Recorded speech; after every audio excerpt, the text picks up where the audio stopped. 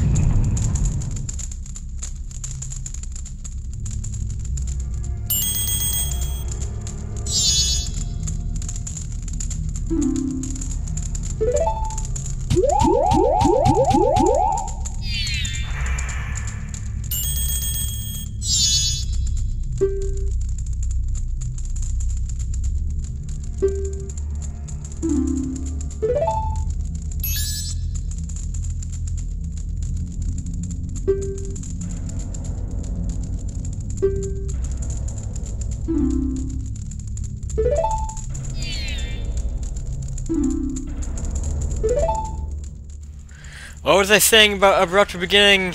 Yeah, this game probably has one of the more abrupt beginnings in the series. You know, you start off and you get your horse stolen, you already have your sword and shield, so like, cool, I don't even have to get those, because just about every other Zelda game you have to do something to get your sword and shield. This game gives it to you right away, at least makes you think you are, and then you get turned into a little wooden kid. So, yeah. I can already recall just how confused I was my first time playing this game. Just like, wait a minute, what? What? Really, this is just great game design right here, just starting you off like this. I bet no one saw it coming. And it really is a great way to start a game. I mean, even though at times I do get kind of frustrated by like early game neutering. I've talked about this before in other 3-heart playthroughs. Well, yeah, my last 2 3-heart playthroughs are pretty good examples of early game neutering, where they basically take away your weapons for a period of time. Like in Twilight Princess, they turn you into a wolf, And then in Wind Waker, you have the Forsaken Fortress right at the beginning of the game. This game kind of does it too, with this Deku Scrub form. But it really, I don't know, it really doesn't last that long. I mean, this first part of the game, I really don't mind it. The only thing is just the waiting is the hardest part. Something I've been dealing with a lot lately with the end of Super Mario Sunshine, that's for sure. Speaking of Super Mario Sunshine, I really hope I don't get like confused with the controls and try to use the C-stick to control the camera, because I also was used to that with the Wind Waker as well. And now the C-stick doesn't control the camera for me. It uses the C buttons, because I guess I should mention that I am playing this on my Wii Virtual Console, so I'm using a GameCube controller to actually play. And though I would prefer to play it on its native console, the N64, I'm not. I mean, I have an N64, but I don't have a copy of Majora's Mask anymore. I had a friend borrow it, and they never gave it back, which made me sad face. So, wow, it's part 1, so I have to explain stuff. Crap. I'm very bad at playing the game right now. Yeah, I really need to get used to not controlling the camera with my C-stick. Okay, so as a Deku Scrub, we have these flowers we can float on. These can be easily misinterpreted in how they actually function. The distance, like, okay, because eventually you will fall off of these, but that is not based off of time. I just want to say that right away, right now, because this confuses quite a few people that I just watched play this game. It's not based off of time, it's based off of how far you are away from the flower you launch out of. It's a distance factor that goes into this. And this is a very common mechanic that we're going to have to really familiarize ourselves with as a Deku Scrub. Because they use it all the time. I guess we can check this thing, because this is an important part of the story, I guess. Well, not really an important part of the story, but something to just kind of keep in mind for a character we're meeting later in the game. How sad. Oh, I almost went off the edge. I thought this was the door. I'm an idiot. Sorry about that.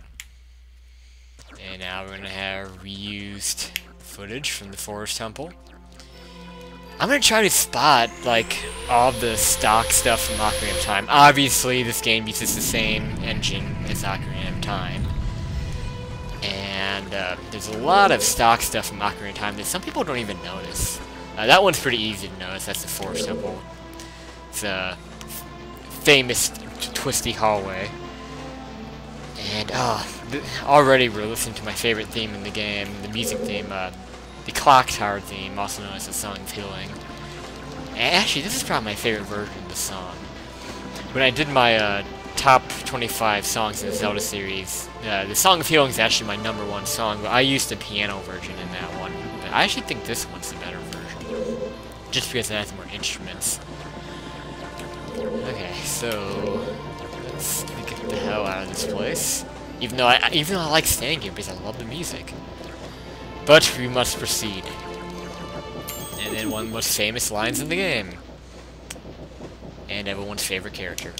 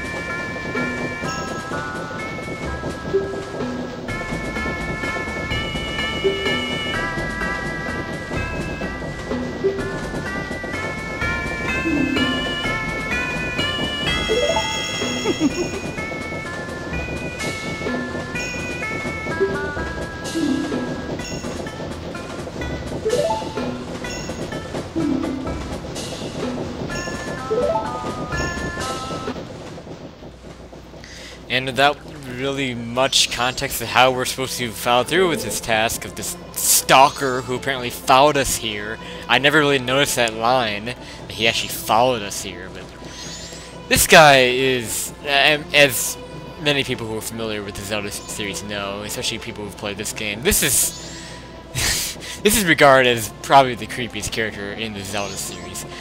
Look at him, he actually follows where you go. It's just so creepy. Ugh. Okay, so let's get on out of here and proceed.